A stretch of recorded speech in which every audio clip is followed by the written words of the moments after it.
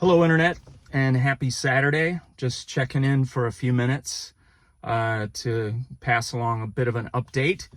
There's not really anything new medically or technically to convey. I've got that PET scan coming up for Thursday, the 29th. So it's now just 5 days away. And then I will be meeting with my oncology team the day after that on Friday morning, the 30th. So again, that PET scan is going to be able to look in more detail at what's left of the disease in my body after the summer of treatment that I've undergone. I continue to improve. I'm a little disappointed. Some of the skin stuff has been really slow to clear. I still have got like kind of rashy stuff on my chest, and I'm getting like a rash or little whitehead pimples around my nose and my chin, and that's not normal. And also the back of my neck breaks out.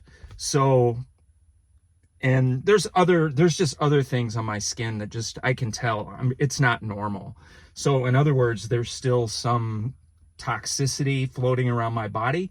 But you know what? I was thinking the other day, maybe that's not bad, because if my skin is still being affected by the 2 different chemo drugs that I was on, then I guess that means that it's still doing its work in my system as well, and that it's continuing to work on whatever residual disease, cancer that is in my body.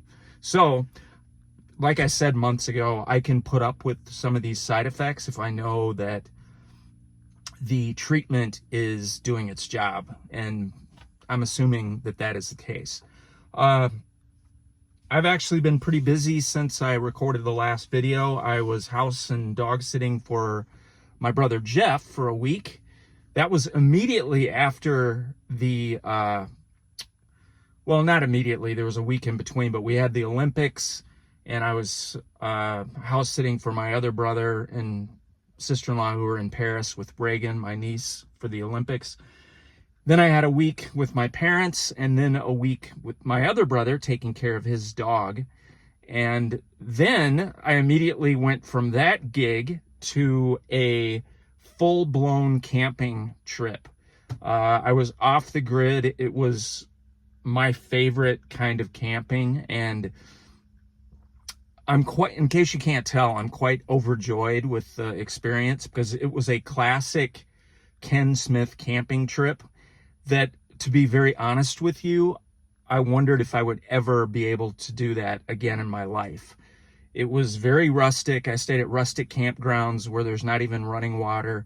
I brought all my tent gear, my cook stove, butane cans, bug spray. I had to bring in all my water, and there's no trash receptacles in these campgrounds, so it's pack it in, pack it out. So it was my very favorite kind of camping. I went to 2 spots up in the Superior National Forest. One is called 18 Lake. You can look them up if you want to, if you're interested. One is called 18 Lake Campground, which is not far from Isabella, Minnesota. The other one is Kawishwe, which is way the heck north. It's right on the border. I mean, you can't go any further until you are in the wilderness of the Boundary Waters canoe area.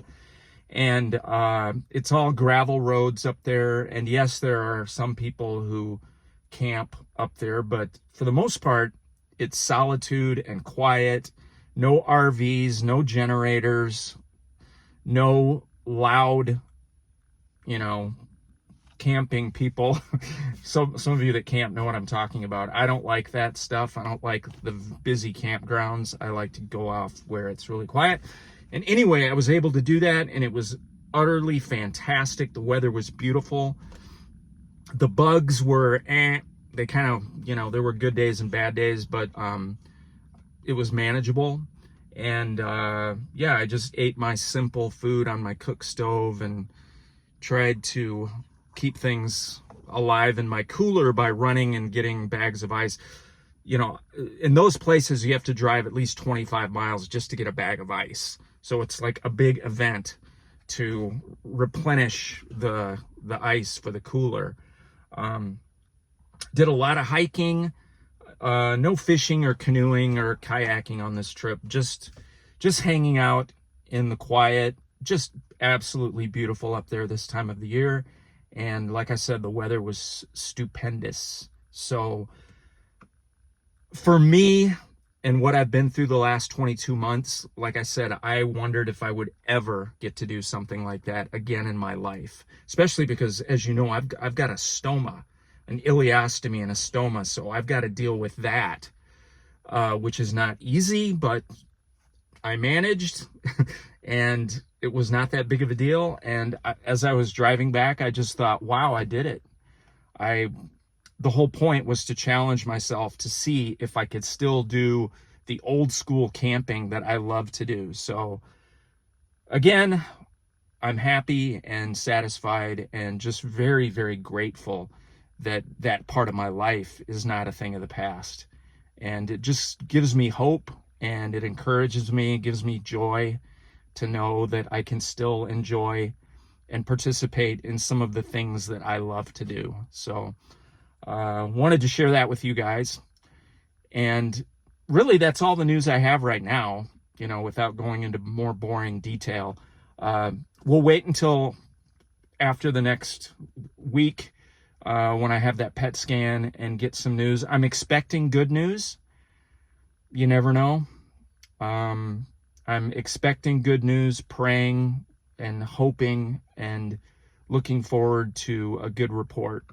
But of course, I also have to be ready for any and all possibilities. So thank you again for your prayers. And I know some of you were trying to get a hold of me last week. I didn't have good cell service. It was I was trying to keep in touch with my family just so they would know that I hadn't been eaten by a bear.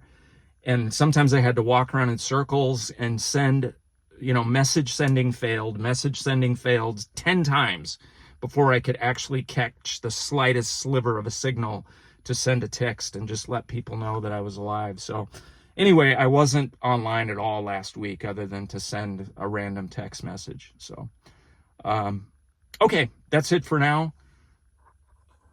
Yeah, that's all. So more later. Thank you. Love you all. Bye.